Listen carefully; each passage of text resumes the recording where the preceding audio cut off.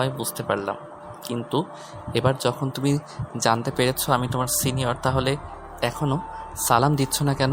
চুপচাপ কেন দাঁড়িয়ে আছো? তখন নেহা তাকে সালাম দেয়, কিন্তু সেই ছেলেটা তাকে বলে নাকি নেহার সালাম হয়নি। তাই সে নেহাকে আবার সালাম দিতে বলে। তখন নেহা আবারও তাকে সালাম দেয়। আসসালামু আলাইকুম। এবার নিশ্চয়ই আমার সালাম দেওয়া হয়েছে। আর এখন আপনি আমাকে যেতে দিন। ঠিক আছে ডার্লিং, চলেই তো যাবে, কিন্তু এত তাড়াহুড়ো কি আছে? আজ ভার্সিটিতে তুমি নতুন এসেছো, তাই ভার্সিটির কিছু অন্তত নিয়মকানুন তোমার জানা উচিত, তাই না ডার্লিং? হ্যাঁ ভাইয়া, ঠিক আছে। আমি যেহেতু নতুন এসেছি সেহেতু নিয়ম কানুন তো কিছুই জানি না আমি। এখন আপনারা সিনিয়ররা যদি আমাদের বুঝিয়ে দেন তাহলে তো আমাদের বুঝতে সুবিধা হয়, এই আর কি। কথাটা বলতে বলতে নেহা সেখান থেকে চলে যাচ্ছিল। এমন সময় পিছন থেকে ভার্সিটির একদল সিনিয়র এসে নীলাকে ঘিরে ধরে। কিরে, কি ব্যাপার? তোকে তো ভার্সিটিতে এর আগে কখনো দেখিনি, অথচ এই মেয়েটার সামনে সিনিয়র বলে তো নিজে খুব ভাব নিলি। এবারে আসলে খুলে বল তো, কেসটা কি? না মানে আসলে ভাইয়া, ভার্সিটিতে আমিও আজ প্রথম এসেছি, কিন্তু ওই মেয়েটাকে প্রথম দেখাতেই আমার একটু ভালো লেগে গেছে, তাই একটু মজা করছিলাম, এই আর কি, অন্য কিছুই না। হ্যাঁ, সেটা না হয় বুঝলাম, কিন্তু তুই তো নতুন হয়ে আর একজন নতুনদের সামনে এভাবে ভাব নেওয়াটা তো ঠিক হয়নি। এর জন্য তো তোকে পানিশমেন্ট পেতে হবে। আরে ভাইয়া, এসব আপনি কি বলছেন? আমি একটু মজা করলাম, তার জন্য আবার আমাকে পানিশমেন্ট পেতে হবে? এটা তো কোনো হাদিসে লেখা আছে বলে আমি জানি না। কোন হাসিবের কথা তুই বলছিস আর কোন হাসিবকে মেনশন করছি সেটা একান্তই তোর ব্যক্তিগত ব্যাপার, কিন্তু ভার্সিটির আমরা সিনিয়র, আমাদের কথা মতোই সব কিছু হয়। আর এখানে তুই কিনা সিনিয়র, সে যে মজা নিবি এটা তো আমাদের সামনে হতে দিতে পারি না। এটা আমাদের জন্য আপন এটা আমাদের জন্য অপমানজনক। কথাটা বলতে বলতে ওই সিনিয়র ছেলেগুলো নীলকে মারধর করতে চাইছিল। এমন সময় নতুন আরেকটা মেয়ে তাদের সামনে এসে বলে। এই এসব কি করছো তোমরা? ওই যে ওদিকেই দেখলাম প্রিন্সিপাল আসছে, তাড়াতাড়ি এখান থেকে কেটে পড়ো, প্রিন্সিপাল দেখলে ঝামেলা হবে। কথাটা বলা মাত্রই ওই সিনিয়র ছেলেগুলো সেখান থেকে উধাও হয়ে গেল। আর তখনই নীল মেয়েটার দিকে তাকিয়ে বলল, থ্যাংক ইউ আমাকে এইভাবে এদের হাত থেকে উদ্ধার করার জন্য, কিন্তু আপনি কে? আর আমাকে বা উদ্ধার করতে এত মরিয়া হয়ে উঠলেন কেন? আমিও এই ভার্সিটিতে নতুন, আমি তোমাদের কথোপকথন অনেকক্ষণ ধরে লক্ষ্য করছিলাম। আমি বুঝতে পারছিলাম ওই ছেলেগুলো তোমাকে মারধর পর্যন্তও করতে পারে, তাই একটু সামান্য ব্যবস্থা নিলাম। আর কি, যাই হোক, তুমি কোন সাবজেক্ট? আমি তো সায়েন্সের স্টুডেন্ট। আর আপনি? Same to you. তাহলে তো আমরা বন্ধু হতেই পারি, কি বলো? যদি তোমার কোনো আপত্তি না থাকে তো। আমার কিন্তু পার্সোনালি তোমার সঙ্গে বন্ধুত্ব করতে কোনো প্রবলেম নেই। আরে এসব তুমি কি বলছো? আমরা যেহেতু একই ক্লাসে আর কি বিষয় নিয়ে পড়াশোনা করছি, তাহলে আমাদের মধ্যে বন্ধুত্ব হতেই পারে, এখানে প্রবলেম থাকার কি আছে? যাই হোক, আর আমরা যদি বন্ধুই হই তাহলে আমাদের মধ্যে তুমি আপনি অন্তত থাকবে কেন? বন্ধুরা তো একে অপরকে তুই তুকারি করে কথা বলে। ওকে চলো তাহলে ক্লাসে, আজ যেহেতু আমাদের প্রথম ক্লাস সেহেতু একটু আগে ভাগেই ক্লাসে যাওয়া উচিত। বলতে বলতে নিশি আর নীল দুজনেই ক্লাসে চলে আসে। আর ক্লাসে এসেই নীল দেখতে পায় ওই মেয়েটা একটু আগে যে মেয়েটার সঙ্গে প্র্যাঙ্ক করেছিল সেটা তাদের ক্লাসেই বসে আছে। সেটা দেখে নীল নিশিকে বলে, দেখো, এখন যেহেতু আমরা বন্ধু হয়ে গেছি, তাই আমার মনে হয় একে অপরকে মনের কথা একে অপরকে জানাতে পারি, তাই না? হ্যাঁ অবশ্যই, কেন নয়। আমরা যেহেতু বন্ধু তাই আমরা একে অপরের মনের কথা জানতেই পারি, আর যে কোনো সমস্যায় যে কোনো সাহায্য করতেই পারি। তো বলো, আমি তোমাকে কি সাহায্য করতে পারি?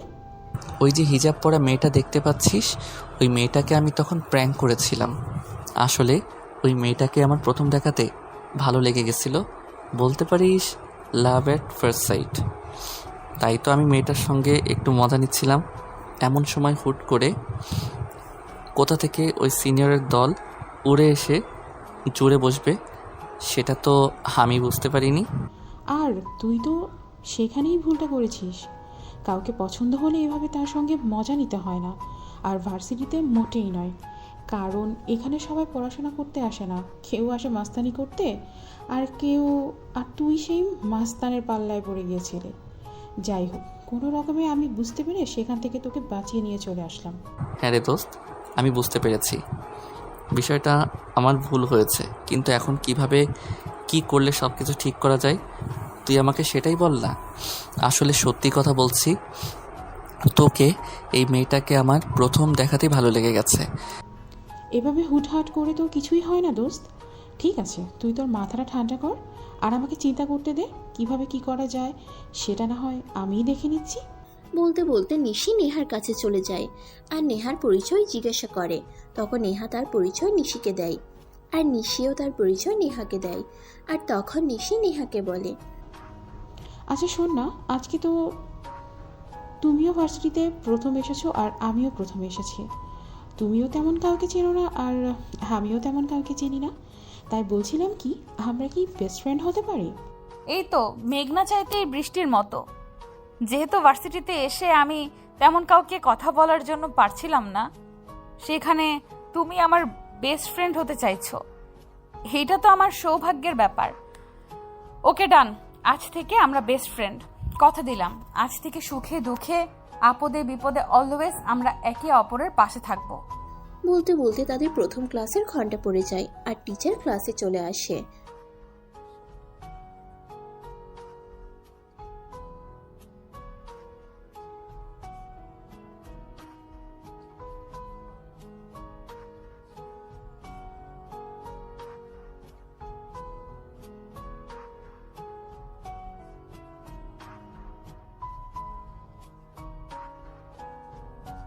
টিচারের কথাই সকল স্টুডেন্টও একমত পোষণ করে আর সবাই পরিচয় হয়ে নেয়।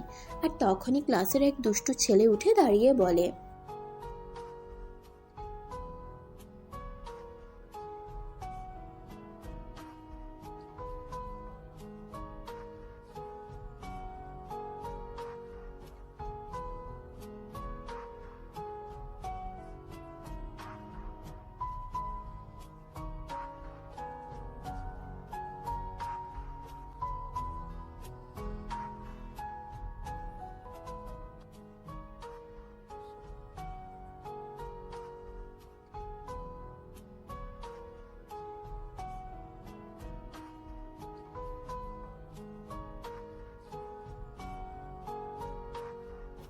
কথাটা শোনা মাত্রই ক্লাসে উপস্থিত সবাই হো হো করে হেসে দিল এবং ম্যাডামও পড়ে গেলেন মহালজ্জায়।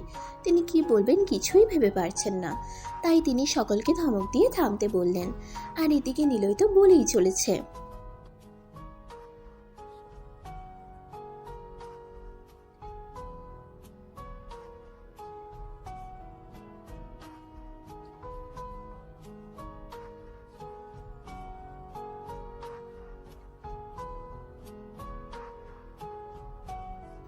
কথাটা বলে টিচার ক্লাস থেকে বের হয়ে চলে গেল।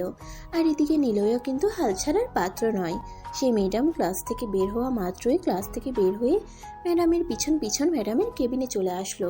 আর ম্যাডাম সেটা দেখে পিছন ফিরে তাকে বলল,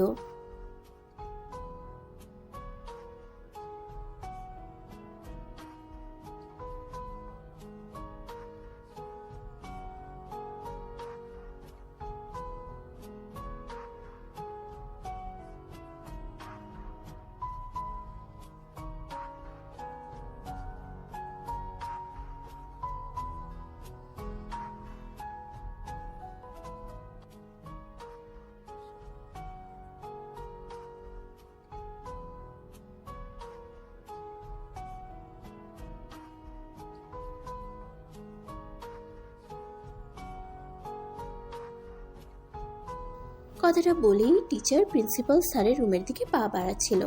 এমন সময় হঠাৎ ফার্স্ট ইয়ারের অনেক স্টুডেন্ট সেখানে এসে উপস্থিত হয়। আর এর মধ্য থেকে নীল ম্যাডামকে বলতে থাকে, ম্যাডাম, আপনি এমন কেন করছেন? আপনি দেখতে যথেষ্ট সুন্দরী, তাই আপনাকে দেখে যে কোনো ছেলে প্রেমে পড়তেই পারে, এটাই স্বাভাবিক। কিন্তু তাই বলে আপনাকে প্রিন্সিপাল স্যারের কাছে নালিশ করতে হবে, এটা কোন হাদিসে লেখা আছে এটা তো আমার জানা নেই।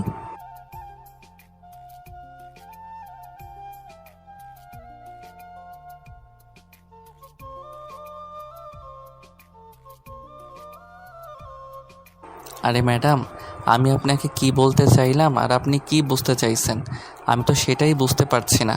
আমি কি আপনাকে এমন কোনো কথা বললাম নাকি? আমি তো শুধু আপনাকে এইটুকুই বলতে চাইছি যে আপনি যথেষ্ট সুন্দরী। আর আপনার কি এতে কোনো সন্দেহ আছে নাকি? আর আপনার যদি এতে কোনো সন্দেহ থাকে তাহলে আপনি নিজেই গিয়ে প্রিন্সিপাল স্যারকে জিজ্ঞাসা করতে পারেন। প্রিন্সিপাল স্যার যদি এটা বলে যে আপনি সুন্দরী নন, তাহলে না হয় আপনি আমাদের বিরুদ্ধে অ্যাকশন নিলেন। আসলে কথা কি জানেন, কোনো মেয়েই নিজেকে অসুন্দরী প্রমাণ করতে চায় না। মেয়েরা নিজেকে আরো আকর্ষণীয় এবং সুন্দরী প্রমাণ করতে সর্বদাই ব্যস্ত থাকে। আর উনি টিচার হয়েছেন তো কি হয়েছে, ওনার ক্ষেত্রেও তো তার ব্যতিক্রম হবে না। তাই উনি আর কোনো কথা না বলে চুপ করে গেলেন। তখন নীল সুযোগ বুঝে নিলয়কে নিয়ে ম্যাডামের কেবিন থেকে বের হয়ে চলে গেল। আর বাইরে গিয়ে নিলয়কে বলতে লাগলো, কিরে শালা হাদারাম, মরবার জন্য আর জায়গা পেলি না, অবশেষে কিনা টিচারের প্রেমে পড়তে হলো। ভার্সিটিতে এত সুন্দর সুন্দর মেয়ে আছে, কি করতে সুন্দর সুন্দর মেয়েদের সঙ্গে লাইন মারতে পারিস না?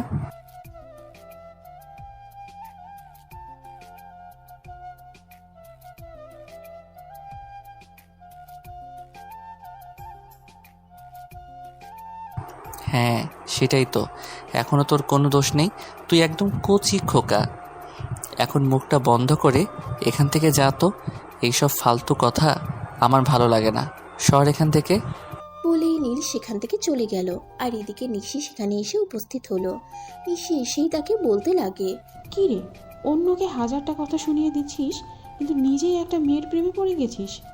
সেটা তুই কি করবি সে বিষয়ে কিছু ভেবেছিস নাকি? এত চিন্তা ভাবনার কি আছে? আমি তো আর তার মতো ম্যাডামের প্রেমে পড়িনি, আমার ক্লাসের একটা মেয়ের প্রেমে পড়েছি যে কিনা আমার সমবয়সী হবে। তাহলে এত ভাবনার কি আছে? হ্যাঁ, সেটা আমি খুব ভালো করেই জানি, কিন্তু এখন মেয়েটাকে কিভাবে নিজের কথা বলতে হবে সেটাই চিন্তা কর না। আসলে কি জানিস তো, এই ভার্সিটি এখানে তোর মুখের খাবারকে কখন কেড়ে নিয়ে যাবে এটা তুইও বলতে পারবি না। আর আমিও তো তোর বন্ধু, তাই বলছি। হ্যাঁ, এটা একদম ঠিক কথা বলেছিস।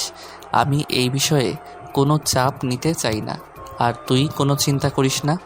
আমি যত দ্রুত সম্ভব আমার মনের কথাটা নেহাকে জানিয়ে দেওয়ার চেষ্টা করছি। কিন্তু একটা বিষয়, সেটা হলো আমি যাতে নেহার কাছাকাছি যেতে পারি, সেই বিষয়ে কিন্তু তোকেই সাহায্য করতে হবে।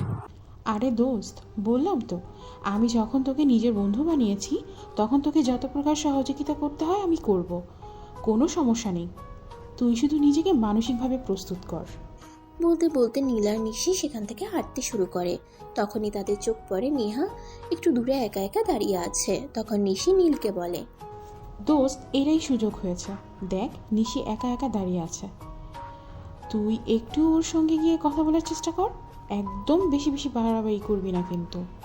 তখন ঠিক আছে, আমি দেখছি। এই কথাটা বলে নীল সেখানে রেখে আস্তে আস্তে নেহার দিকে অগ্রসর হতে থাকে। নেহা তখনও সেখানে দাঁড়িয়ে আছে। নীল তখন আস্তে আস্তে করে একটু তার পাশে দাঁড়াতেই তখনই নেহা তাকে বলে, আরে আপনি আবার এখানে আসলেন কেন?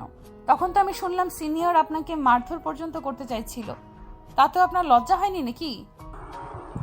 আরে মাই ডিয়ার, এসব তুমি কি বলছো?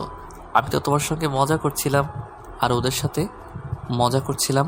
এখন বলো না তোমার পরিচয়টা কি? আমি তো এখনো পর্যন্ত তোমার পরিচয়টা জানতে পারলাম না। ও তাই নাকি? তাহলে আমি একটা কথা কিছুতেই বুঝতে পারছি না, আমার পরিচয়টা জানাটা আপনার জন্য এত ইম্পর্ট্যান্ট হয়ে দাঁড়িয়েছে কেন? উফ, তুমি কি যে কি বলো না। তুমি আমার ক্লাসমেট, আমরা একই ক্লাসে পড়ি আর একই সাবজেক্ট নিয়ে পড়ি, তাহলে আমরা কেন অপরের পরিচয়টা জানতে পারি না? তোমার ক্লাসমেট হওয়ার সুবিধার্থে তো আমি তোমার পরিচয়টা নির্দ্বিধায় জানতে পারি। হ্যাঁ একদমই, আপনার যদি সেটাই মনে হয়ে থাকে তাহলে বায়োলজি ক্লাসে টিচার যখন সবার তখনই আপনি মনোযোগ দিয়ে নিয়ে শুনতে পারতেন, কিন্তু আপনি তো সেটা করেননি। তাই আমার মনে হয় আমার পরিচয় জানতে চাওয়াটা আপনার কাছে তেমন ইম্পর্ট্যান্ট নয়। তাই I am so sorry. Sorry বলার কি আছে? আমরা একই ক্লাসে পড়াশোনা করি, সেখানে পরিচয় জানতে চাওয়াটা তেমন কোনো অপরাধ নয় বলেই আমি জানি। যাই হোক, তুমি যে তোমার পরিচয়টা না দিতে চাও তাহলে সেটা অন্য কথা। কথাটা বলে নীল নেহাকে বলে, আচ্ছা, ওই যে ওইদিকে দেখো না, ওই আম গাছটাই, ওটা কি দেখা যাচ্ছে? তখন নেহা ওই আম গাছটার দিকে তাকাতে না তাকাতেই নীল নেহার গালে ঠাস করে একটা কিস বসিয়ে দেয়। নেহা তখন অনেকটা চমকে গিয়ে নীলকে বলে, আরে মিস্টার, এটা আপনি কি করলেন? আপনার তো দেখছি চরিত্রের সমস্যা আছে। আপনি তখন আমাকে ফ্লাইং কিস করলেন, আর এখন সরাসরি কিস করলেন। আমি তো কিছুই বুঝতে পারছি না। আপনি কি ভার্সিটিতে পড়াশোনা করতে চান না নাকি? ও মাই ডিয়ার, তোমাকে কিস করার সঙ্গে এই ভার্সিটিতে পড়াশোনা করার আর না করার কি সম্পর্ক আছে? আমি তো সেটাই বুঝতে পারছি না। আপনি নিশ্চয়ই এটা খুব ভালো করেই জানেন। আমি যদি এখন প্রিন্সিপালের রুমে যাই আর প্রিন্সিপালকে গিয়ে এই ঘটনাটা খুলে বলি, তাহলে আপনার সঙ্গে ঠিক কি হতে পারে? হ্যাঁ, সেটা আমি খুব ভালো করেই জানি। আর এটাও খুব ভালো করে জানি যে তুমি মুখে এই কথাটা বলছো, অন্তর দিয়ে বলছো না। তাই তুমি এই কাজটা কোনোভাবেই করতে পারবে না। I am sure of this subject. আমার বিষয়ে আমি ভালো করে জানি না, আর আপনি এত কনফিডেন্টলি একটা কথা বলছেন কি করে?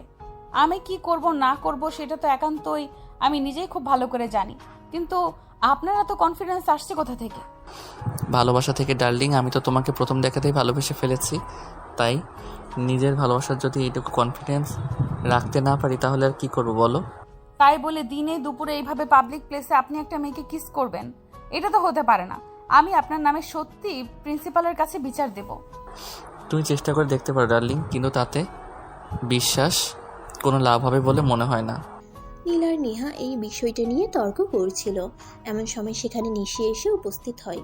নিশি নেহাকে বলে, কি ব্যাপার? আমার মনে হয় তোমরা কিছু একটা নিয়ে তর্ক করছিলে। তোমাদের মধ্যে কিছু হয়েছে কি? কই না তো, আমাদের মধ্যে আবার কি হবে? তুই মনে হয় ভুল কিছু দেখেছ।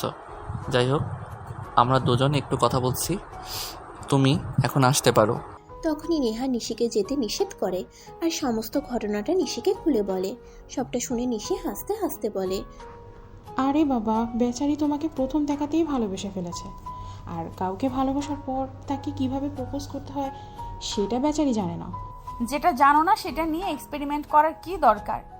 সে জানে না তো না জানাই ভালো ছিল। এখানে অযথাই এসব ফালতু ড্রামা করতে আসার কি দরকার? কথাটা বলতে বলতে নেহা মুখটাকে একটা ভেঙচি মেরে সেখান থেকে চলে যেতে চাইছিল।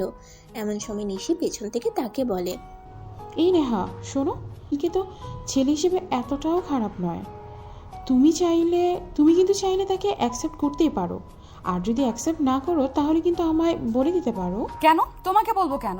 আমি যদি থাকি একসেপ্ট না করি তাহলে কি লাইনে তুমি আছো নাকি? তুমি কি তার সাথে সেটেল হওয়ার পরিকল্পনা করছো নাকি? হ্যাঁ, সেটা তুমি ভাবতেই পারো। যেহেতু নীল যথেষ্ট হ্যান্ডসাম, একটা ছেলে যে কোনো মেয়ে দেখলেই তার প্রেমে পড়ে যাবে, এটাই তো স্বাভাবিক, তাই না? তাই তুমি যদি তার সঙ্গে সেটেল নাই হতে পারো তাহলে আমি সেটেল হতে দোষটা কোথায়? তখন নেহা নিশিকে বলতে থাকে, নিশি যদি নীলকে এতই পছন্দ হয়ে থাকে তাহলে নিশি নিজেই সেটেল হয়ে নিতে। এই কথা শুনে নিশি নেহাকে উত্তর দেয়, সে তো তোমাকে পাত্তা দেয় না।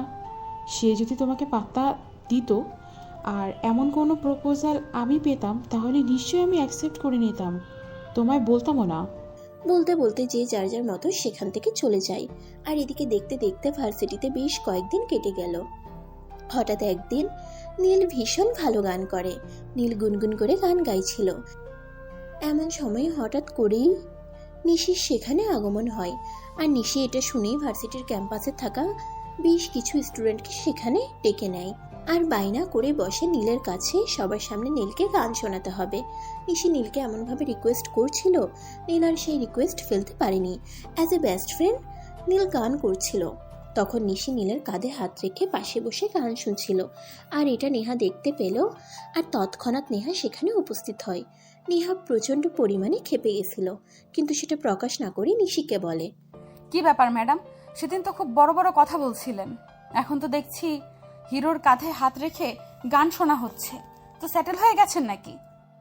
তখন উপস্থিত সবাই হতভম্ব হয়ে দেখছে, কেউ কিছু বলতে পারছে না। আর নেহা এসব কি বলছে কিছু কেউ বুঝতেও পারছে না। তখন নিশি সেখান থেকে দাঁড়িয়ে নেহাকে বলে, আরে এসব তুমি কি বলছো? আমরা ফ্রেন্ড, এটা জাস্ট সিম্পল একটা বিষয়। এখানে তোমার এত রেগে যাওয়ার কি আছে? আমি তো সেটাই বুঝতে পারতেছি না। হ্যাঁ ফ্রেন্ড, সেটা ঠিক আছে, কিন্তু তাই বলে কাঁধে হাত রেখে গান শোনাতে হবে এইটা কোনো পুস্তকে লেখা আছে? এটা সবার সামনে স্পষ্ট করে বলে দিলেই পারো তোমাদের মধ্যে কিছু একটা চলছে। এত ঢং করার কি আছে? আমি তো সেটাই বুঝতে পারি না। কথাটা বলেই নেহার রাগে সেখান থেকে চলে যেতে চাইছিল। এমন সময় নীল পেছন থেকে নেহার হাতটা ধরে বলে, ও প্রেয়সী, যেও না চলে, ভুল বুঝে আমায়। যা দেখেছ সবই ছিল ভুল, করো না ক্ষমা আমায়। নীলের এমন গানের ছন্দ শুনে নেহা তো রাগে ফেটে পড়ছিল। সে এতটাই রেগে গেছিল, মন চাইছিল যেন নীলকে পানি ছাড়াই আস্ত গিলে খাবে। নেহার এমন অবস্থা দেখে নীল তাকে বলে, প্লিজ নেহা, ভুল বুঝো না। তুমি যা দেখেছ সবই ভুল ছিল। এখানে সবাই উপস্থিত আছে, সবার কাছে জিজ্ঞাসা করলেই তুমি বিষয়টা ক্লিয়ার জানতে পারবে। আমরা জাস্ট গান করছিলাম, এর বেশি কিছুই না। হ্যাঁ, সেটাই করো না। সেটা করতে তোমাদের কে নিষেধ করেছে? আমায় টানছো কেন এর মধ্যে? ছাড়ো আমায়, আমি যাচ্ছি। হ্যাঁ, সেটাই করো না।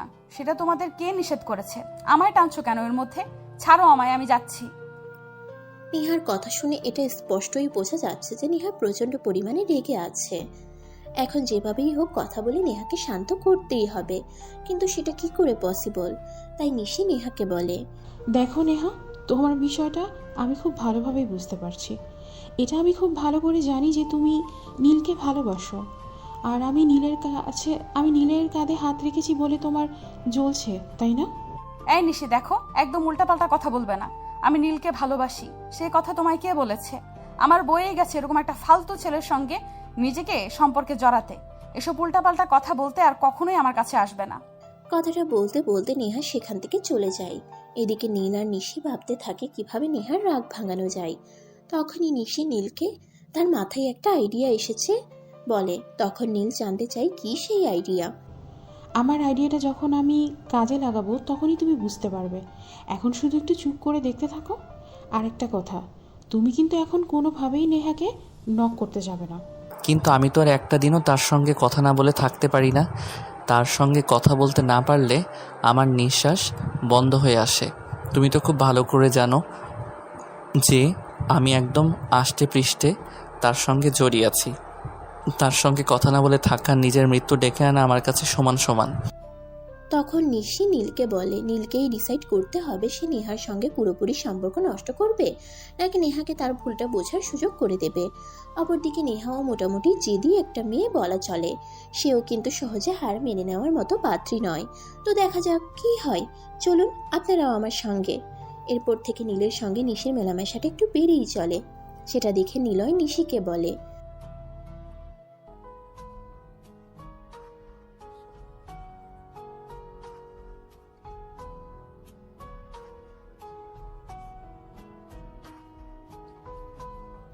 তখন নিশি মনে মনে বলতে থাকে এটাই তো সুযোগ, এবার এই সুযোগটাকেই কাজে লাগাতে হবে। তাই নিশি নিলয়কে বলে, শোনো, আমি তোমায় একটা সিক্রেট বলবো, তুমি কাউকে বলবে না তো? নিশি এই কথাটা খুব ভালো করেই জানে সে নিলয়কে যতই বলুক না কেন কথাটা না বলতে, নিলয় কিন্তু সেই কথাটা প্রকাশ করবেই। আর বিশেষ করে নেহার সঙ্গে তো কোনো কথাই নেই। আর তৎক্ষণাৎ নিলয় তাকে বলে,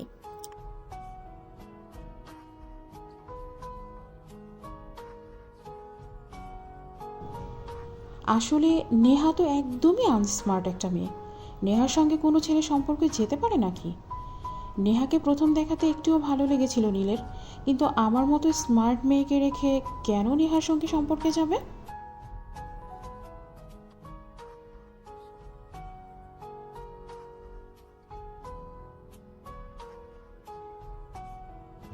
এবার তুমি নিশ্চয়ই কেসটা বুঝতে পেরেছো, তাই না? হ্যাঁ বুঝতে পেরেছি। এই কথাটা বলে নিলয় সেখান থেকে চলে যায়। আর এই বিষয়টা দূর থেকে ফলো করছিল নীল। নিলয় সেখান থেকে চলে যেতেই নীল সেখানে উপস্থিত হয় আর নিশিকে জিজ্ঞাসা করে, কি ব্যাপার নিশি, এই হাদারামটা তোর এখানে এসেছিল কেন? এই হাদারামটা তোকে আবার কি বলল? নদীর অতল পানিতে টোপ ফেলেছি, এখন দেখা যাক টোপ মাঝে গেল কিনা। মানে কি বলছিস তুই? আমি তো তোর কথার আগাগোড়া কিছুই বুঝতে পারছি না। আসলে তুই কি মেইন করতে চাইছিস? একটু আমাকে খুলে বল তো শুনি। তখন নিশি বলতে থাকে সে নিলয়কে যে কথাটা বলেছে এবং না বলতে বলেছে সেটা নিশ্চয়ই নিলয় নেহাকে গিয়ে বলবে। আর নেহাকে গিয়ে বলার পর নেহার যে রিয়াকশনটা হবে সেটাই জাস্ট দেখার অপেক্ষা। এই কথা শুনে নীল নিশিকে বলে, তোর মাথায় বুদ্ধি আছে মানতে হবে। যাই হোক, অবশেষে কি হয় সেটাই দেখার অপেক্ষা। হায়, কি হয় সেটাই শুধু দেখতে থাকার অপেক্ষা করতে থাক। বলতে বলতে নিশি আর নীল দুজনেই ক্যাম্পাসের এক কোণে বসে গল্প করতে থাকে। কিন্তু তাদের এই ছোট্ট টোটকাটা এত তাড়াতাড়ি কাজে দিবে এটা তারা কেউই কল্পনা করেনি। নিলয় সেখান থেকে বের হয়ে সোজা লাইব্রেরিতে চলে যায়। সেখানে নেহা একটা বই পড়ছিল, আর নিলয় সেখানে গিয়েই নেহাকে বলতে থাকে,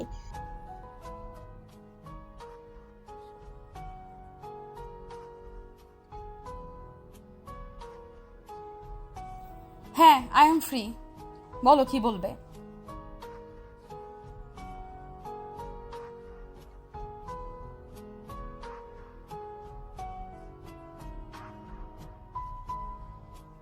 নিলয়ের এমন হেয়ালিপনা দেখে নেহা অনেকটা রেগে যাচ্ছিল, কিন্তু সে নিজেকে শান্ত রেখে নিলয়কে বলে, দেখো ভাই, এত হেয়ালিপনা আমার একদমই পছন্দ নয়। তুমি আমাকে কি বলবে প্লিজ সরাসরি বলে ফেলো। আমি এত হেয়ালিপনা একদমই সহ্য করতে পারি না। এছাড়া ইদানিং আমার মন মানসিকতা একদমই ভালো যাচ্ছে না। এই কথা শুনে নিলয় বলতে শুরু করে। সে বলে,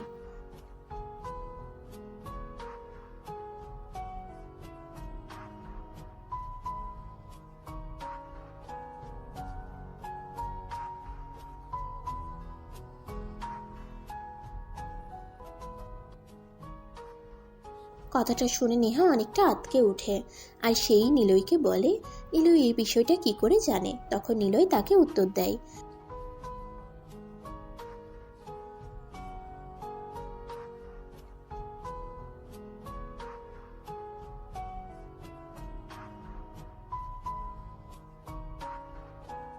হ্যাঁ ঠিক আছে, তুমি একদমই চিন্তা করো না।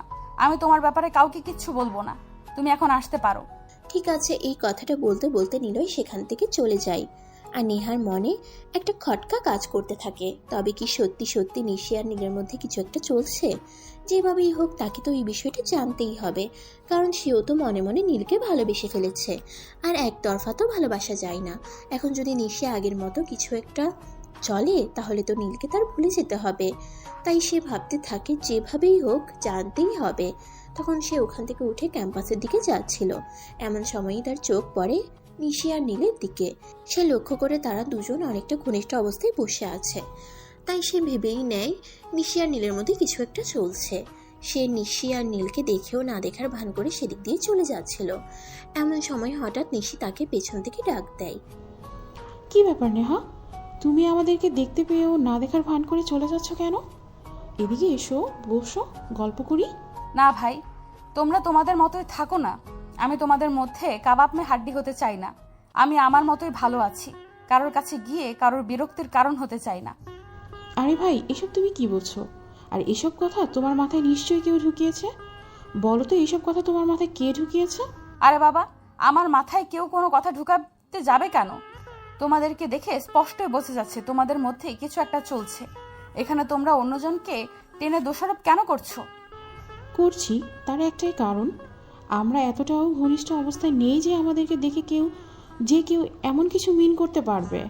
তাই তোমার কথাটা জাস্ট হজম হলো না আমার। আচ্ছা তোমরা থাকো, আমি আসছি। কথাটা বলেই নেহা কোনো রকমে সেখান থেকে কেটে পড়তে চাইছিল, কিন্তু একটা মেয়ে এসে কি এত সহজে একটা মেয়েকে তার ভালোবাসা হারাতে দেবে? এমনটা তো হয় না। তাই নিশি নেহার হাত ধরে বলে, তুমি নীলয়ের কাছ থেকে এইসব কথা শুনেছো তাই না? আর নীলের কাছ থেকে এইসব কথা শুনেই তুমি পাগলের মতো ছুটে চলে এসেছো এটা দেখতে যে নীল আর আমার মধ্যে সত্যিই কিছু চলছে কিনা। নিশি, তুমি একদমই ভুল কথা বলছো।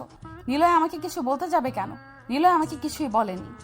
কিন্তু নিশি তো খুব ভালো করেই জানে সে নিলয়কে এই কথাগুলো বলেছেই নেহাকে বলার জন্য, আর তার টোটকাটা কাজেও দিয়ে দিয়েছে।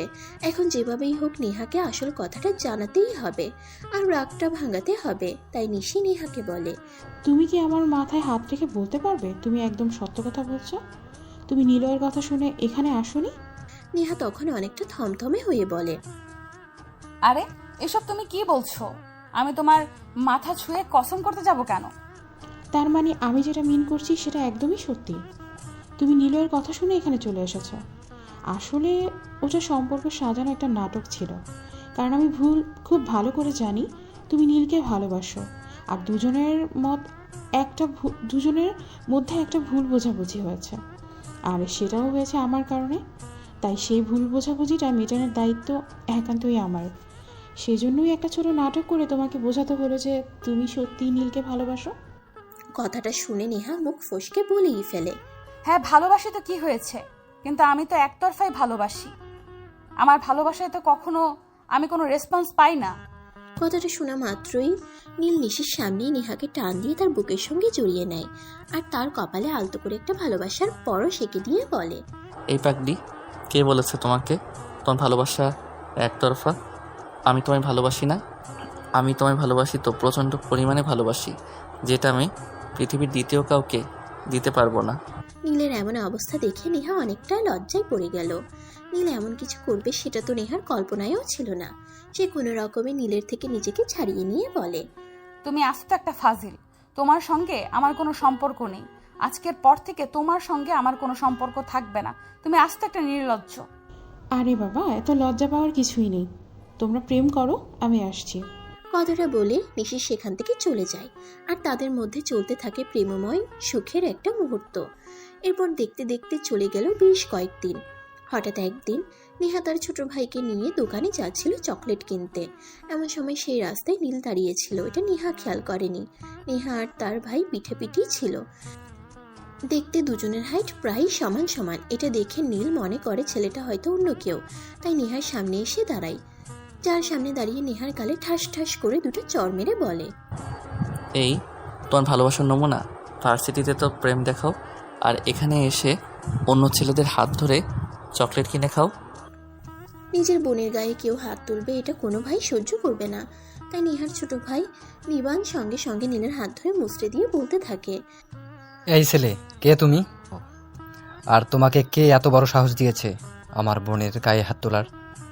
তুমি আমার সামনে আমার বোনের গায়ে হাত তুলেছ, তোমাকে তো আমি আস্ত রাখবো না। দাঁড়াও, আমি এক্ষুনি আমার বাবাকে ফোন করছি। নিবানের মুখ থেকে বোন কথাটা শুনে নীলা অনেকটা চমকে যায়। আর সে ভাবতে থাকে এখন যেভাবেই হোক নিবানকে শান্ত করতে হবে। আর নিবান যদি খুব বেশি রেগে যায় তাহলে তো হয়তো সে সত্যি সত্যি তার বাবাকে ফোন করবে। আর তার বাবা যদি বিষয়টা জেনে যায় তাহলে তো একটা কেলেঙ্কারি হয়ে যাবে। তাই সে নিবানকে বলে, লক্ষ্মী ভাই আমার, তুমি চলো আমার সঙ্গে। তুমি যত চকলেট খাবে সব আমি কিনে দেব, কিন্তু বাবাকে কিছু বলতে যেও না। আসলে আমরা বন্ধু। বন্ধু না ছাই, আমারও বন্ধু আছে। আমার বন্ধুরা কখনোই আমার গায়ে হাত তোলে না। তুমি যদি আমার বোনের সত্যি সত্যি বন্ধু হতে, তাহলে তুমিও পারতে না এভাবে আমার বোনের গায়ে হাত তুলতে। সরি ভাই, আমার ভুল হয়ে গেছে, প্লিজ আমাকে ক্ষমা করে দাও, কিন্তু বাবাকে কিছু বলতে যেও না। ঠিক আছে, আমি বাবাকে কিছুই বলবো না, কিন্তু আমাকে আরও 10টা ডেইরি মিল্ক কিনে দিতে হবে। নীল তখন কোনো উপায়ন্তর না দেখে তাতেই রাজি হয়ে যায়। আর সে নিবানকে আরও 10টা ডেরি মিল্ক কিনে দেয়। তারপর কোনো রকমে নিবানের মুখটা বন্ধ করে সেখান থেকে কেটে পড়ে। এর পরের দিন যখন নেহা ভার্সিটিতে আসে তখনই সে নেহার সামনে গিয়ে দাঁড়ায়। সে লক্ষ্য করে নেহার মুখটা রাগে পাকা টমেটোর মতো লাল হয়ে আছে। তাই সে একটু মৃদু স্বরে নেহাকে বলে, প্লিজ সুইটহার্ট, রেগে যেও না। আমি কি করে বুঝবো এটা তোমার ভাই ছিল? আমি তো ভেবেছিলাম তোমার বয়ফ্রেন্ড ছিল। আর তোমাকে খুব ভালো করে জানো যে তোমাকে আমি কতটা ভালোবাসি। তোমার পাশে একটা ছেলেকে আমি কোনোভাবেই মেনে নিতে পারছিলাম না। তুমি আমার সঙ্গে একটা কথাও বলবে না। তোমার সঙ্গে আমার কোনো সম্পর্ক নেই। যে ছেলে বিয়ের আগে আমার গায়ে হাত তুলতে পারে, বিয়ের পরে যে তার সঙ্গে আমি 2 দিন সংসার করতে পারবো না, সেটা আমি ভালোভাবেই বুঝতে পেরেছি। প্লিজ নেহা, আমাকে তুমি ভুল বোঝো না। বললাম তো ওটা আমার ভুল হয়ে গেছে, আমি বুঝতে পারিনি।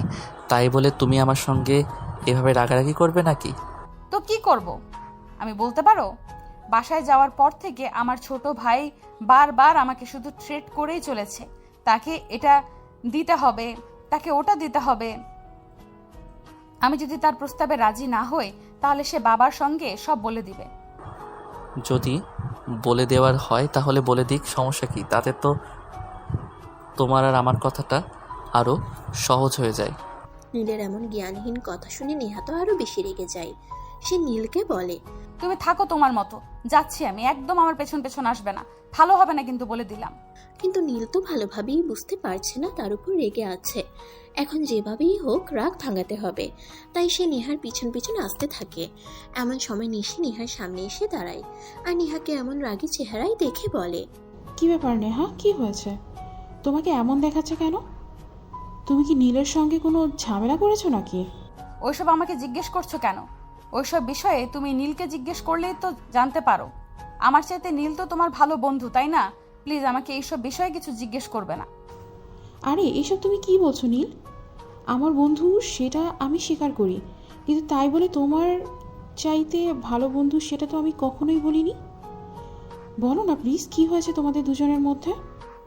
বলতে বলতেই নীল সেখানে এসে উপস্থিত হয় আর ঘটে যাওয়া সমস্ত ঘটনা নিশিকে খুলে বলে। সবকিছু শুনে নিশি বলে, আরে বাবা, এত রেগে যাওয়ার কি আছে? আমার বন্ধুর 10টা না 5টা না একটা মাত্র শালাবাবু, আর একটা শালাবাবুর আবদার পূরণ করতে পারবে না সেরকম তো নয়। আমার বন্ধু যথেষ্ট সামর্থ্যবান পরিবারের ছেলে, তুমি কেন এই বিষয়ে এত প্যারা নিচ্ছ? তার কারণ একটাই, ওই যে বললাম আমাকে এত বেশি প্যারা দিচ্ছে, আমি তো আর প্যারা সহ্য করতে পারছি না। তো আমি কি করব তুমি বলো? এটার সলিউশনও একদম সিম্পল। তুমি শুধু নীলের ফোন নাম্বারটা ওকে দিয়ে দিবে আর বলবে যত কিছু চাওয়ার আছে নীলের কাছ থেকে চেয়ে নিতে, তাহলে ঝামেলাটা মিটে যাবে। এই পরামর্শটা নেহার গভীর পছন্দ হয়, তাই সে নিশিকে ধন্যবাদ বলে সেখান থেকে চলে যায়। আর এর পরদিন থেকেই তার ভাই কিছু চাইলে সে সোজা নীলের ফোন নাম্বার ধরিয়ে দিয়ে নীলকে বলতে বলে। এরপর চলে যায় বেশ কয়েকদিন। ইতিমধ্যে তাদের সম্পর্কটা ভালোই মধুময় হয়ে উঠেছে। দেখতে দেখতে হঠাৎ একদিন নেহা আর নীল বাইরে বের হয়েছে ঘুরতে। তখনই হঠাৎ দুষ্টুমির ছলে নেহা নীলকে চোখ বন্ধ করতে বলে। তখনই নেহার ছোট্ট করে নীলের গালে একটা কিস করে দেয়। তখনই নীল চোখ খুলে ফেলে। নীল চোখ খুলে ফেলেছে এটা দেখে নেহা অনেকটাই লজ্জায় পড়ে গেল। সেটা দেখে নীল বলতে থাকে, কি ব্যাপার ম্যাডাম, কিস করার সময় লজ্জা পেলে না, আর এখন আমি দেখে ফেলেছি বলে লজ্জা পেলে কেন? এই তুমি না একদম জাতা। তুমি চোখ খুললে কেন? তুমি যদি চোখ বন্ধ করে রাখলে তাহলে তো আমি তোমাকে 2 গালেই কিস করতাম।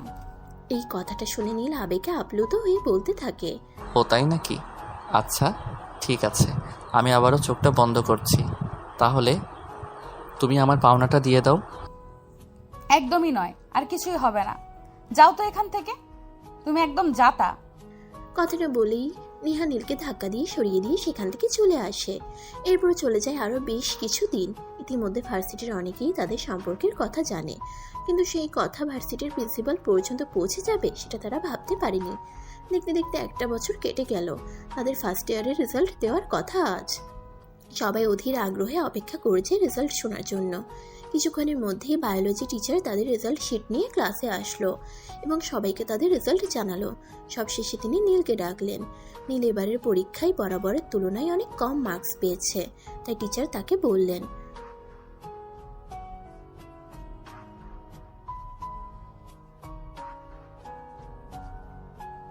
ম্যাডাম, সবার খাতা তো সবার হাতেই দিলেন, তাহলে আমার খাতাটা কেন আপনি কষ্ট করে প্রিন্সিপাল স্যারের কাছে দিতে যাবেন? আমারটা আমার কাছে দিয়ে দিলেই তো হয়।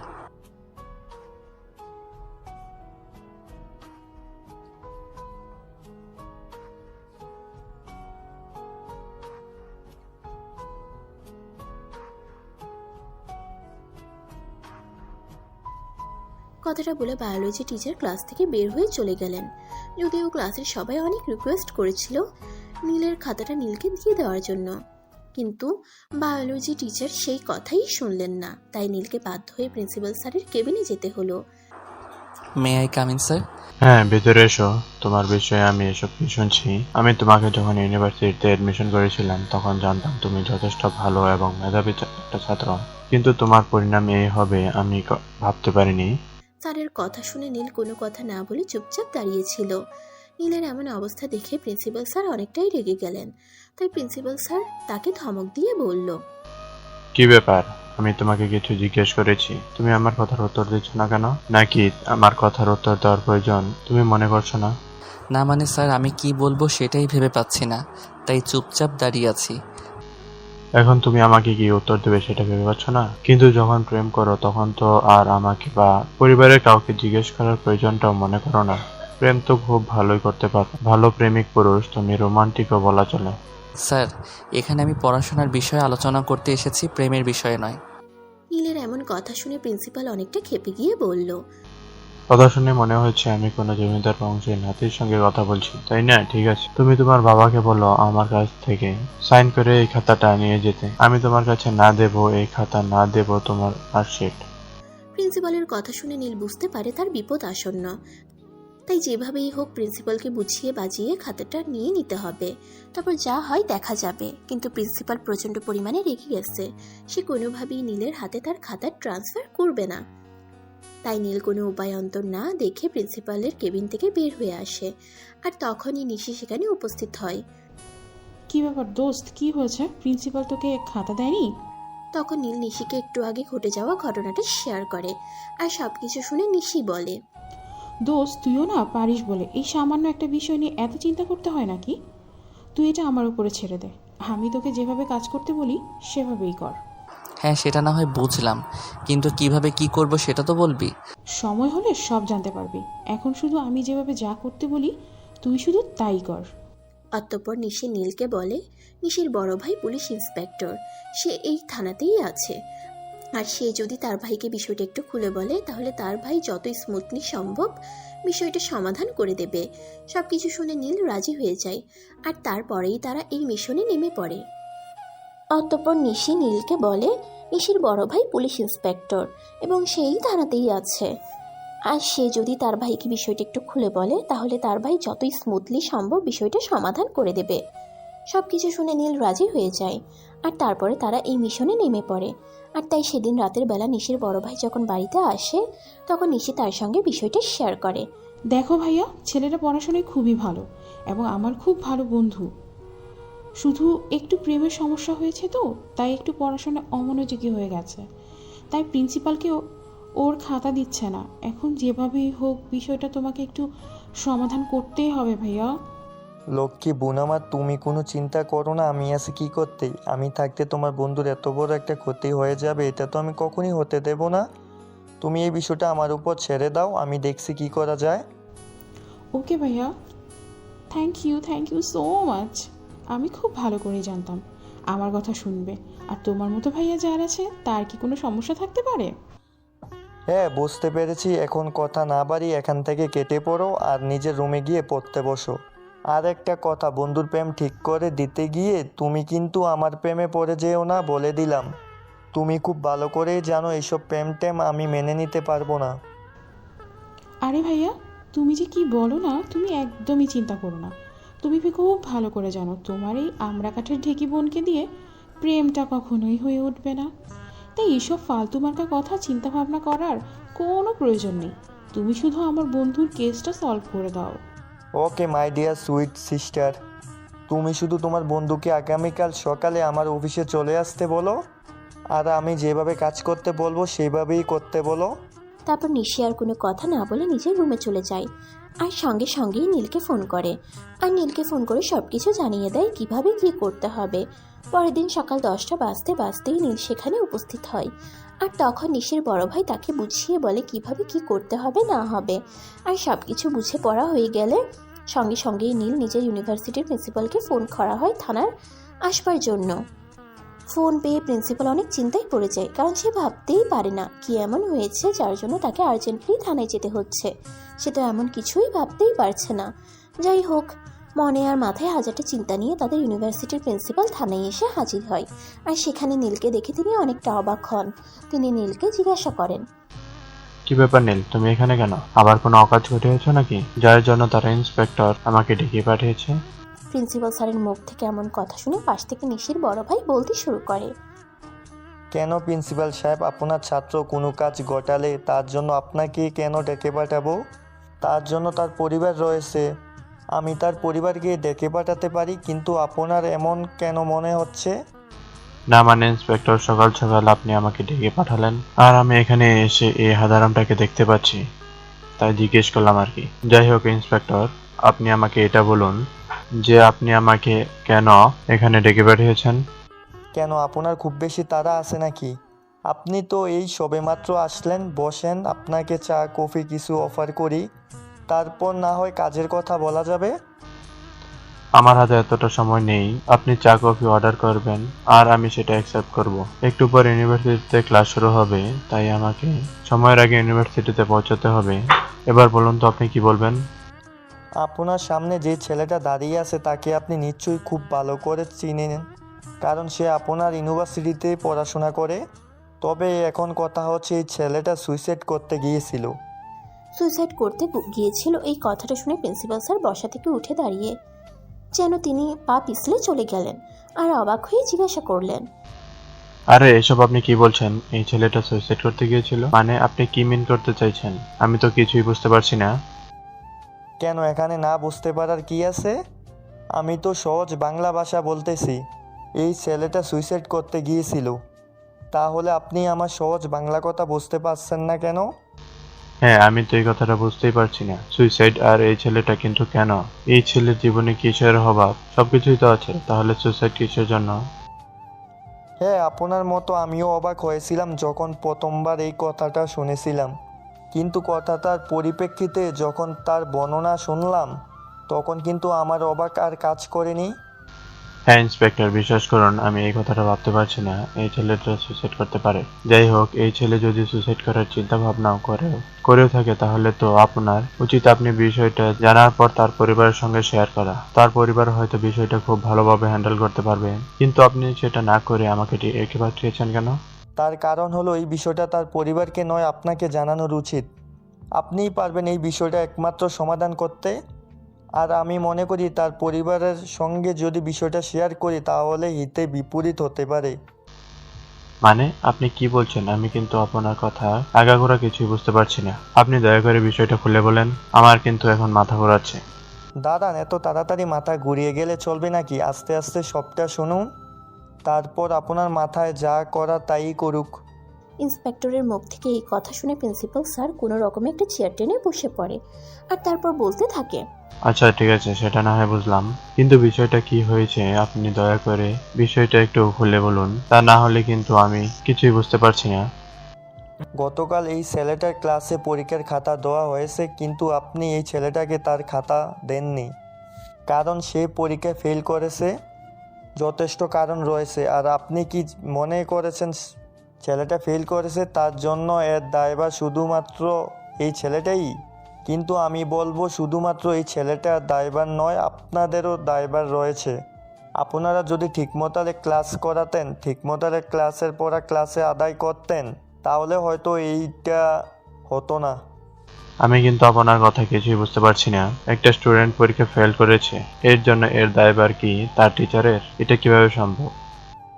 এইটাই সম্ভব আর এইটাই বাস্তব। একটা টিচার যদি তার স্টুডেন্টকে ভালোভাবে পড়া শেখাতে পারে তাহলে সেই স্টুডেন্ট পরীক্ষায় ফেল করার কোনো প্রশ্নই ওঠে না।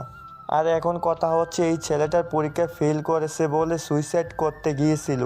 আর সুইসাইড নোটে যা লেখা ছিল সেটা দেখলে কিন্তু আপনার চোখ কপালে উঠে যাবে।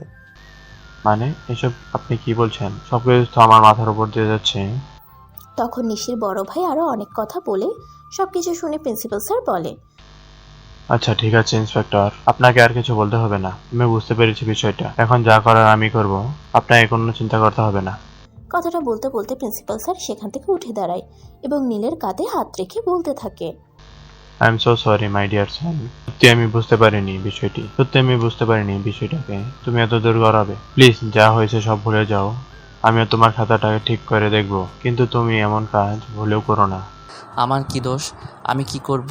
আপনি নিজেই তো আমাকে খাতাটা দিতে চাইছিলেন না, আমার গার্ডিয়ান ডাকার কথা বলেছিলেন, কিন্তু আমি তো জানতাম আপনি গার্ডিয়ান আসলেই আমার প্রেমের বিষয়টা পাস করে দেবেন, যেহেতু আপনি এই বিষয়টা জেনে গেছেন। আরে বাবা, সেটা নয় বুঝলাম, কিন্তু তুমি বিষয়টা আমাকে খুলে বললেই তো পারতে। এর জন্য তোমার সুইসাইড করার কি আছে? কারণ হলো আপনি আমার বাবাকে জানেন না। আমার বাবা যদি জানতে পারে আমি কোনো মেয়ের সঙ্গে সম্পর্কে আছি, তাহলে আমার বাবা আমাকে ত্যায্য পুত্র করবে, এমনকি কোনোদিন আমার পরিচয় দেবে না। তাই এর চাইতে ভালো সুইসাইড করা। তো প্রিন্সিপাল সাহেব, এবার নিশ্চয়ই আপনার সিদ্ধান্ত বদলে এসে। দেখুন, এই যুগের ছেলে পেলে ওরা প্রেমকে ওসব করে, আর প্রেম করতে গেলে পড়াশোনা বিঘ্নতা করতেই পারে। তাই বলে সম্পূর্ণ দায়িত্ব গার্ডিয়ানের সেটা কিন্তু নয়, এর মধ্যে কিছু দায়িত্ব আপনাদেরও উপরে।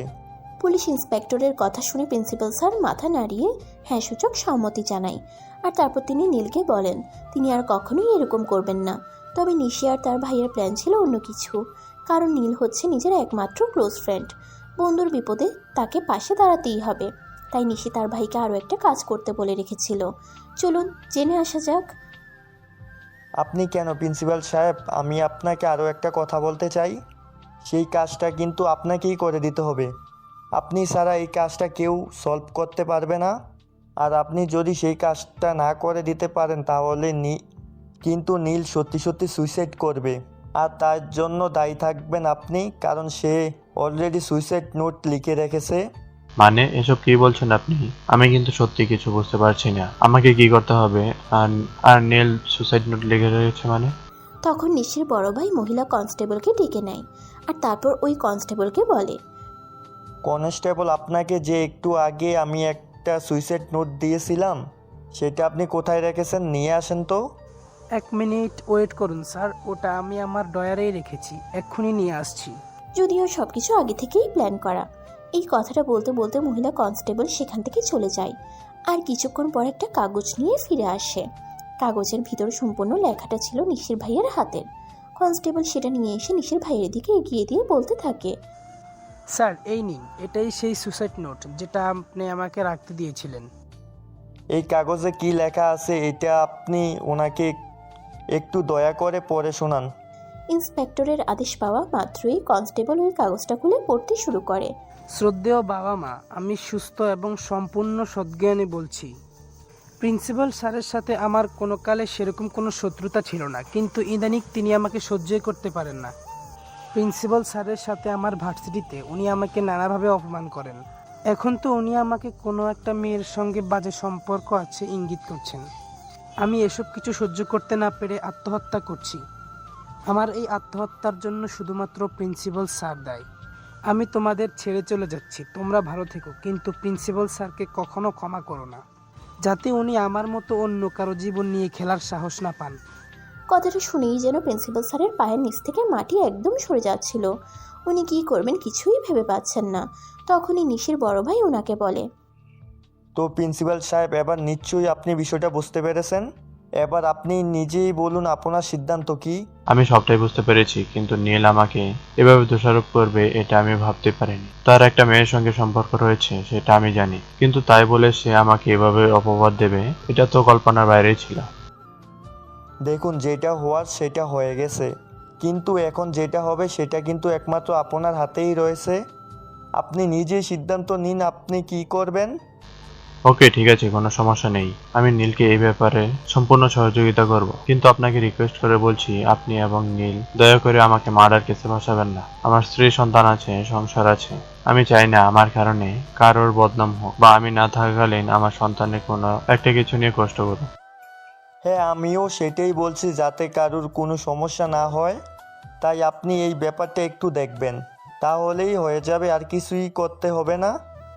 অতঃপর নিশির বড় ভাই নীলকে বলে, তো টুল আবার এবার তো আর আপনার কোনো সমস্যা রইল না। আপনার সকল সমস্যা সমাধান করে দিলাম। তবে একটা কথা, এখন থেকে কিন্তু প্রেমের জায়গায় প্রেম আর পড়াশোনার জায়গায় পড়াশোনাকে রাখতে হবে। আপনাকে কিন্তু মনোযোগ দিয়ে পড়াশোনা করতে হবে। যখন নীল নিশির ভাইকে থ্যাঙ্কস জানিয়ে সেখান থেকে চলে আসে আর সেই নিশিকে নিয়ে একটা রেস্টুরেন্টে চলে যায়। রেস্টুরেন্টে দুজন বসে আছে চুপচাপ। অনেকক্ষণ ধরে কেউই কোনো কথা বলছে না, কারণ খুশির ঠেলায় তারা কথা বলার ক্ষমতাটাই হারিয়ে ফেলেছে। তখনই হঠাৎ নীল নিশিকে বলে, কিরে, এইভাবে আর চুপচাপ কতক্ষণ বসে থাকবি? কিছু তো একটা অর্ডার কর, খেয়ে তারপর বাসায় যাই। আরে বাবা, আমি কেন অর্ডার করতে যাব? তোকে এত বড় একটা বিপদ থেকে রক্ষা করলাম আজ, আর তুই আমাকে ট্রিট দিবি? আর তুই আমাকে যা খাওয়াবি আমি তাই খাবো? তুই আমাকে এত বড় একটা বিপদ থেকে উদ্ধার করেছিস, সেজন্য তোকে অসংখ্যবার থ্যাঙ্কস। যেহেতু তুই আমাকে এত বড় একটা বিপদ থেকে উদ্ধার করেছিস, সেহেতু তুই আজ আমার কাছে যা খেতে চাইবি আমি তোকে তাই খাওয়াবো। তুই তোর খুশি মতো অর্ডার কর, আই ডোন্ট মাইন্ড।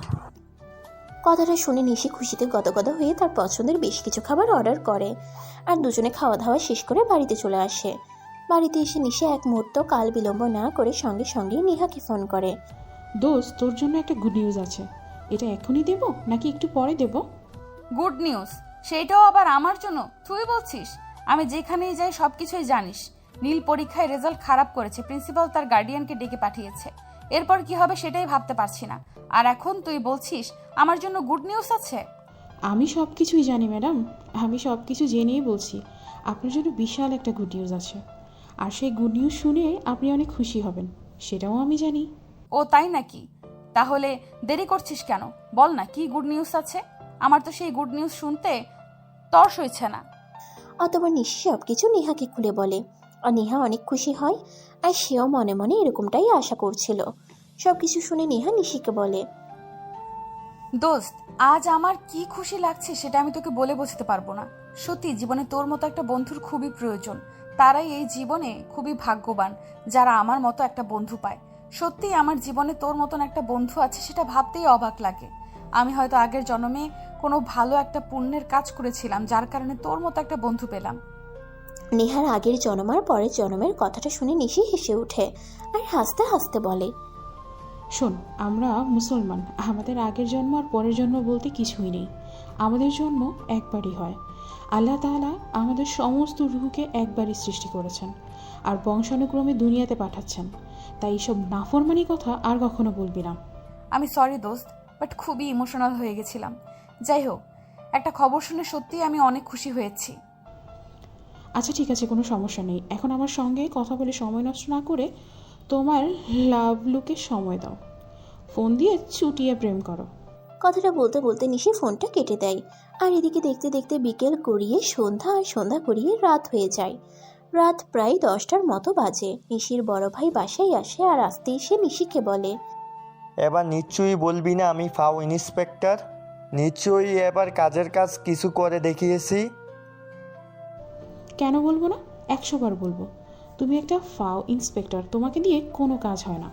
এটা তো সামান্য একটা বিষয়, চাইলে আমিও করে দেখাতে পারতাম, শুধু সময়ের ব্যবধান। নিশির কাছ থেকে এমন কথা শুনে তার বড় ভাই একটু রেগে যায়। তাই সে নিশিকে বলে, এটা যখন এতই সামান্য একটা কাজ ছিল তাহলে এই কাজটা আমাকে করতে বললি কেন? তোরা করে নিলে তো পারতি। আর তোরা তো বেস্ট ফ্রেন্ড দুজনে, তাহলে তোর বেস্ট ফ্রেন্ডের সমস্যা আমাকে কেন সলভ করতে হলো? আরে ধুর চাই, এত কথা বলো না তো। আমাকে একটা সামান্য কাজ করতে পারলে তোমাকে একটা সামান্য কাজ করতে বললাম আর তুমি এমন ভাব নিচ্ছ যেন মহাভারত জয় করে এসেছ। এত ভাব আমার সামনে দেখিয়ে লাভ নেই। যাকে পটানোর চেষ্টা করছো তার সামনে ভাব দেখিও। এই পেতনি একটা ফাও কথা বললে মাথায় উপর তুলে একটা আছাড় মারবো। আমি কাকে পটানোর চেষ্টা করছি? শোন, আমি তোর বন্ধুর মতো এত লুতুপুতু নয়। প্রেম যদি করার ইচ্ছেই থাকতো তাহলে স্কুল, কলেজে আর ভার্সিটির লাইফে করতে পারতাম। চাকরি করছি 4 বছরের মধ্যে, অনেক মেয়ের প্রেমপত্র পেয়েছি, কিন্তু ওইসব প্রেমপত্রে আমার মন গলেনি। গলবে কি করে? তুমি তো একটা বেরসিক মানুষ, তোমার মধ্যে তো রসকস বলতে কিছুই নেই। আচ্ছা তুমি আমাকে একটা কথা সহজ করে বলো তো, তুমি কোন দিক থেকে কম যার কারণে মেয়েরা তোমাকে পছন্দ করে না? আমি তো দেখি তুমি সব দিক থেকে ভালো, শুধু সমস্যা কোথায় জানো? তুমি একদমই আনরোমান্টিক। ছোট বোনের কাছ থেকে আনরোমান্টিক এই কথাটা শুনতে হবে এটা আশা করেনি নিশির বড় ভাই। তাই সে রেগে গিয়ে নিশিকে বলে, তুই আমার চোখের সামনে থেকে দূর হতো। আমি রোমান্টিক হতে চাই না, আমি আমার জায়গাতেই ভালো আছি। এইসব ফালতু রোমান্টিক হওয়ার কোনো দরকার নাই, কারণ আমাকে দিয়ে আলগা পীড়িত হবে না। আমার বাবা মা দেখে শুনে যার সঙ্গে আমাকে বিয়ে দেবে আমি তার সঙ্গেই জুটিয়ে প্রেম করব, কারণ আমার পছন্দ এতটাও ভালো না। সেটা আমি অন্য কাউকে বলার সুযোগ কেন দেব? আমি নিজেই বলি। হ্যাঁ, সেটা ছাড়া তোমার আর কি করার আছে? তুমি যদি রোমান্টিক হতে তাহলে ততদিনে তোমার 5-6টা বউ থাকতো। কি বললি বউ? তাও আবার 5-6টা? দাদা তোকে দেখাচ্ছি মজা এইসব ফালতু কথার বলার। কথাটা বলেই নিশির বড় ভাই তাকে কয়েকটা বসাতে চাইছিল, কিন্তু নিশি কি আর সেখানে মার খাবার জন্য বসে থাকবে নাকি? সে এক দৌড়ে সেখান থেকে পালিয়ে গেল। এইদিকে পরের দিন সকালবেলা নিশি, নীল আর নেহা তিনজনে ভার্সিটিতে আসে। ভার্সিটির ক্যাম্পাসে বসে গল্প করছিল। এমন সময় হঠাৎ নিশি নেহাকে বলে, দোস্ত, আগামীকাল কিন্তু রং খেলা, মনে আছে তো? মনে থাকবে না কেন? অবশ্যই মনে আছে। এই একটা দিনের জন্য কত দিন অপেক্ষা করি একটু আনন্দ উল্লাস করব বলে। যাই হোক দোস্ত, তুই আমাদের এত বড় সমস্যা সেটা এত সহজে সমাধান করে দিলি, তার জন্য কিন্তু তোকে অসংখ্যবার থ্যাঙ্কস জানাই। এই ঋণ কিন্তু আমরা কোনোদিন শোধ করতে পারবো না। নিশি তখন নেহাকে বলে, নেহা যেন সবসময় এসব পিছনের কথা টেনে না আনে, কারণ তারা ভালো বন্ধু, আর বন্ধুর বিপদে বন্ধুর পাশে দাঁড়াবে এটাই তো স্বাভাবিক। জীবনে থ্যাঙ্কস বলার কি আছে? নিশি আপনি আগে আরও বলে নেয়া যদি আর কখনো এরকম কোনো শব্দ উচ্চারণ করে তাহলে নেয়ার সঙ্গে সঙ্গে সে বন্ধুত্ব চিরকালের জন্য নষ্ট করে দেবে। এই কথা শুনে নেহা তাকে বলে, সরি দোস্ত, প্লিজ আমায় ক্ষমা করে দিস, আর কখনো এরকম কথা মুখে আনবো না। তোর মতো বন্ধু পাওয়া জীবনে ভাগ্যের ব্যাপার, ভাগ্য করে তোর মতো একজনকে বন্ধু হিসেবে পেয়েছি। হয়েছে, আর পাম দেওয়ার কোনো প্রয়োজন নেই। একটা কাজ করিস, আগামীকাল তোর রং খেলা, সেই উপলক্ষে তুই আমায় কিছু গিফট করিস। এতক্ষণ ধরে নীল শুধু বসে বসে নীরব দর্শকের মতো তাদের কথোপকথন শুনছিল। তখনই হঠাৎ নীল বলে, কি আবার নেহা, তোমরা গিফট দেওয়া নেওয়া করবে আর আমি কি বানের জলে ভেসে আসলাম নাকি? আমাকে তো কেউ কিছু দেওয়ার নাম গন্ধ করছো না। ওরে বাবা রে, আমার বাবুটা, ওনার আবার গিফট চাই। আচ্ছা ঠিক আছে, তোমাকে একটা স্পেশাল দিনে স্পেশাল কিছু গিফট করব, কিন্তু শুধু আমি একাই তোমাকে গিফট করব, তুমি আমাদের কিচ্ছু গিফট করবে না। সে তো অবশ্যই করব, তবে আমার পছন্দ অতটা ভালো নয় যেটা তোমাদের পছন্দ হবে। বিকেলে চলো না, আমি তোমাদের দুজনকে নিয়ে শপিংয়ে যাই, তোমরা যা চাইবে আমি তাই কিনে দিব। তা চাইবে তাই কিনে দেবে। এই কথাটা শুনে নিশি একটু মুচকে মুচকে হাসছিল। সেটা দেখে নেহা নিশিকে বলে, কি ব্যাপার দোস্ত, তোর আবার কি হলো? তুই এইভাবে মুচকি মুচকি হাসতেছিস কেন? পাগল টাগল হয়ে যাসনি তো আবার? তুই যে কি বলিস সেটা তুই ভালো জানিস। আমি পাগল হতে যাব কেন? আমাকে দেখতে পাগলের মতো লাগে নাকি? আমি তো নীলের কথা শুনে হাসছি। এই কথা শুনে নীল একটু খেপে যায়। সে নিশিকে বলে, তুই আমার কথা শুনে হাসছিস মানে? আমি আবার হাসার মতো কি কথা বললাম যার কারণে তোকে এভাবে মুচকি মুচকি হাসতে হচ্ছে? তুই আমার কথা শুনে হাসছিস মানে? আমি আবার হাসার মতো কি কথা বললাম যার কারণে তোকে এভাবে মুচকি মুচকি হাসতে হচ্ছে? না দোষ, সেরকম কিছুই না। আসলে তুই যে বললি তুই আমাদের শপিং করিয়ে দিবি, আমরা যা কিনতে চাইবো তুই আমাদেরকে তাই কিনে দিবি, কিন্তু টাকা কোথায় পাবি? স্বপ্নে আলাদিনের প্রদীপ পেয়েছিস নাকি? কেন, তোদেরকে কিছু কিনে দিতে হলে আমাকে আদিনের প্রদীপ পেতে হবে কেন? আমাকে টাকা পয়সা কিছু নেই নাকি? হয়তো তোরা আমাকে এটা বলতে পারিস যে আমার নিজের কোনো ইনকাম নেই, আমি এখনও কোনো কিছু করি না। তবে আমার বাবার তো টাকা পয়সার অভাব নেই। আমার বাবা মাস শেষে আমাকে যে টাকাটা হাত খরচের জন্য দেয় সেটা কিন্তু আমি পুরোটা খরচ করি না, তার থেকে কিছু সেভিংস করে রাখি। তখন নেহা আর নিশি দুজনেই চুপ করে যায়, কেউ কোনো কথা বলে না। তারপর আবার নীল বলতে শুরু করে, আমি খুব ভালো করে জানি যে আমার নিজের কোনো ইনকাম নেই, আর আমার বাবার কাছে হুট করে চাইলেও আমার বাবা আমাকে সেরকম কোনো অ্যামাউন্ট দেবে না। আর তাই আমি আমার মাসের খরচ থেকে বেশ কিছু টাকা জমিয়ে রাখি, আর এখন আমার হাতে মোটামুটি একটা ভালো অ্যামাউন্ট আছে। আমি চাইলেই তোদের দুজনকে ভালো কিছু কিনে দিতে পারবো। কিন্তু সে সব কথা শুনে নেহা সরাসরি নীলকে বলে দেয় যে নীলের কাছ থেকে কোনো কিছু নেবে না। তার কারণ হলো নীল অনেক কষ্ট করে টাকা সেভিংস করে, আর সেই কষ্টের টাকায় তারা কিছু নিতে চায় না। দেখো, আমি খুব ভালো করেই জানি বাবারা কত কষ্ট করে টাকা উপার্জন করে, কারণ আমিও তো একটা বাবার সন্তান। কিন্তু তুমি সেই বাবার কষ্টের টাকাকে নিজে খরচ না করে সেভিং করো, তাই আমি চাই সেই টাকা দিয়ে তুমি ভালো কিছু করো, আর আমাদের পেছনে খরচ করার কোনো মানে হয় না।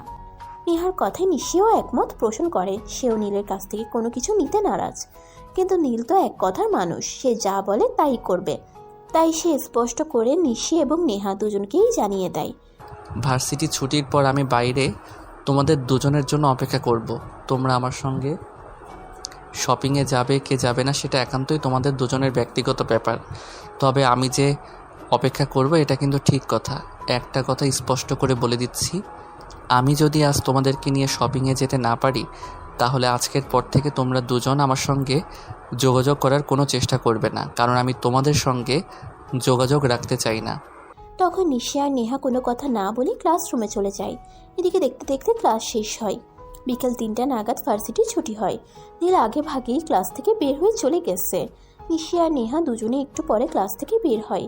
তখন নেহা নিশিকে বলে, নিশি কি করবে এখন? নীল তো অনেকক্ষণ আগেই বের হয়ে গেছে, মনে হয় সে বাইরে আমাদের জন্য অপেক্ষা করছে। আমিও সেটাই ভাবছি নীল, এক কথার মানুষ, যেটা বলে সেটাই করে।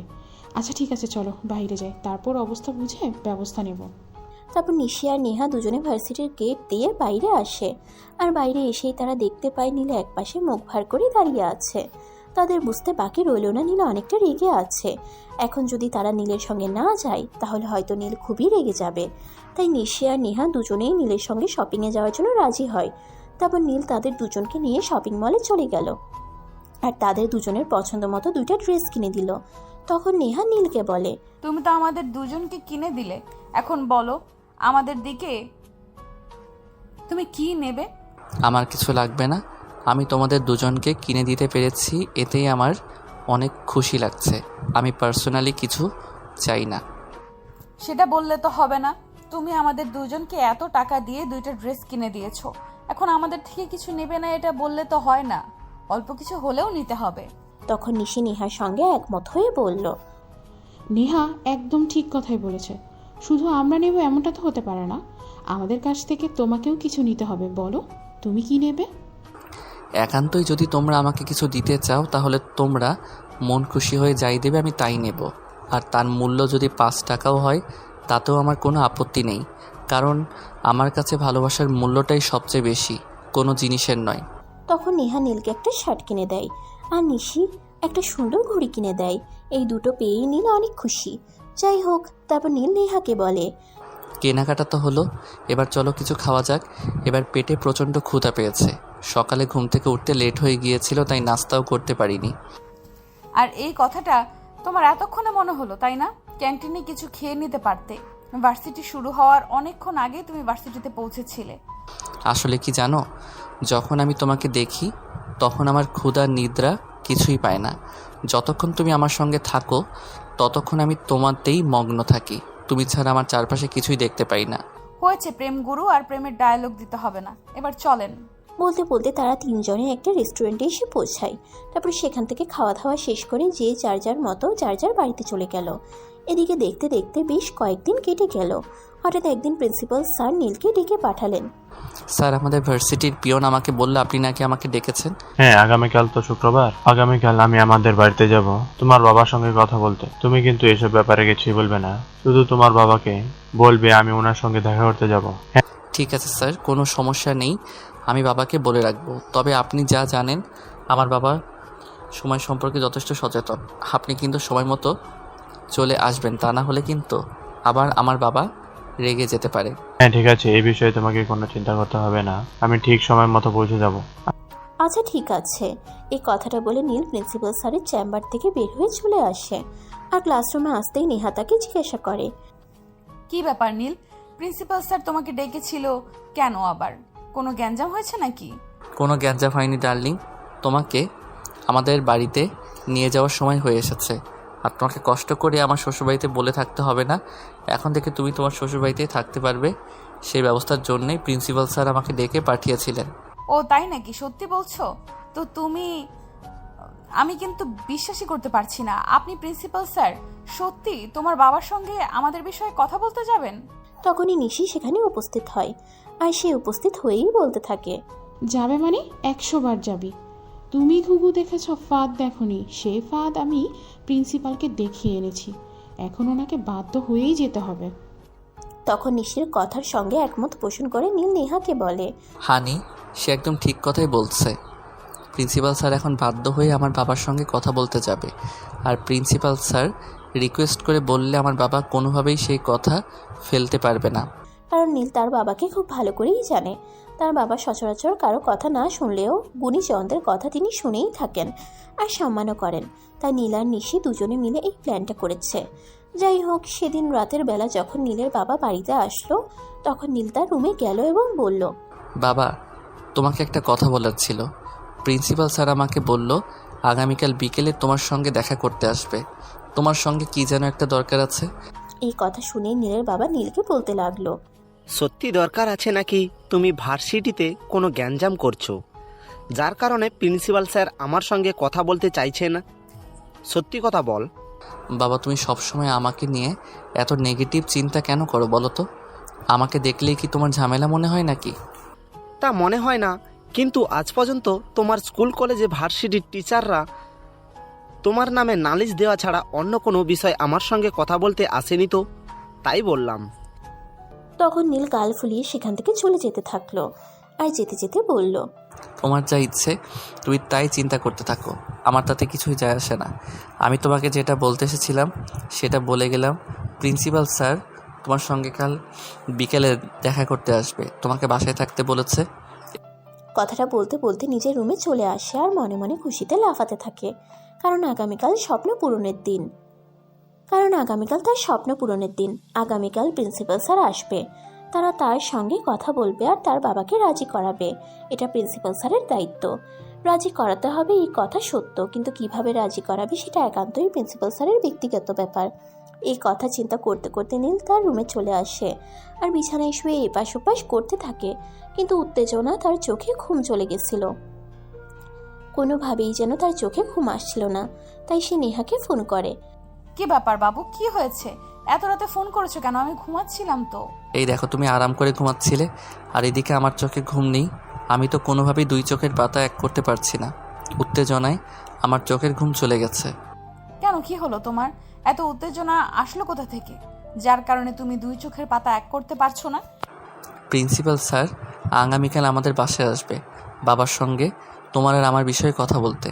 হ্যাঁ, সেটা তো আমি শুনেছি। তুমি তো এই কথা আমাকে ভার্সিটিতেই বলেছো।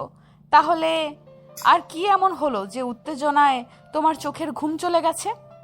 অবশেষে তোমাকে আমি আমার করে পেতে চলেছি, এটাই কি উত্তেজনা যথেষ্ট কারণ তোমার মনে হচ্ছে না? নীলের এমন কথাই নেহা বলতে থাকে।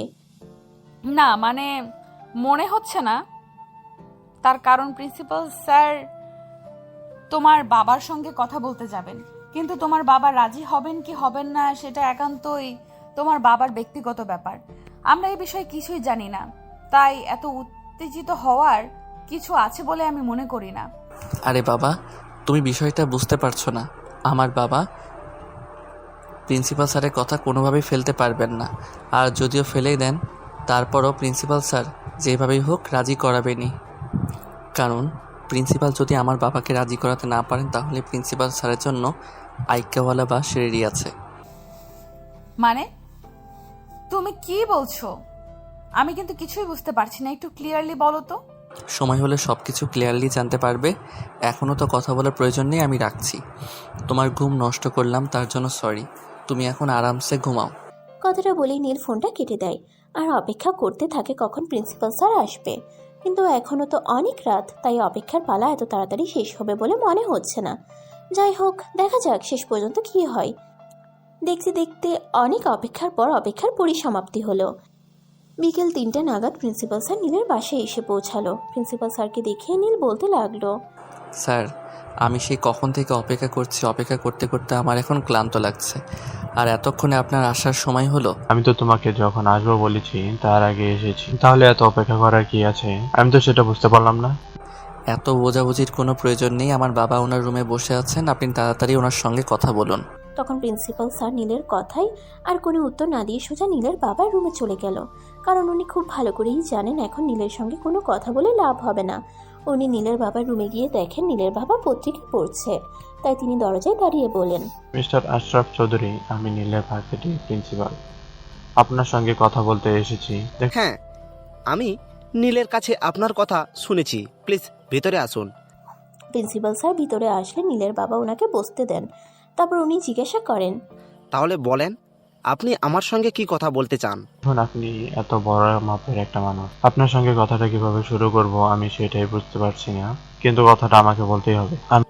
যেহেতু কথাটা বলতে হবে সেহেতু খেয়ালি করে তো আর কোনো লাভ নেই, বলেই ফেলুন কি বলতে এসেছেন।